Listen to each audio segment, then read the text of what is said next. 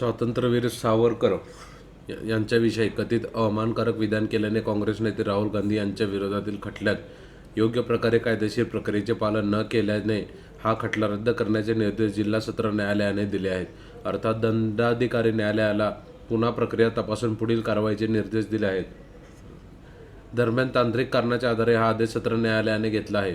या संदर्भात लिखित आदेश प्राप्त नाही, त्यामुळे काय तांत्रिक दोष आधार मानले हे तपासून पुन्हा नव्याने खटला दाखल करण्यात येईल, असे गांधी यांच्या विरोधात दावा दाखल करणारे ॲडव्होकेट मनोज पिंगळे यांनी सांगितले. काँग्रेस नेते राहुल गांधी यांनी भारत जोडो यात्रेदरम्यान महाराष्ट्रात हिंगोली येथे जाहीर सभेत स्वातंत्र्यवीर सावरकर यांच्याविषयी अवमानकारक विधान केल्याचा आरोप होता.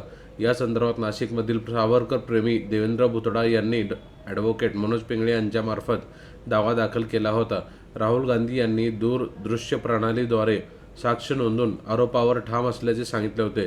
त्यांना समज बजावण्यात आल्यानंतर समीक्षा करण्यात आली. राहुल गांधी यांच्या वतीने ॲडव्होकेट जनरल जय भावे, ॲडव्होकेट गजेंद्र सानप, ॲडव्होकेट अविनाश गाडे यांच्यासह अन्य वकिलांनी काम बघितले.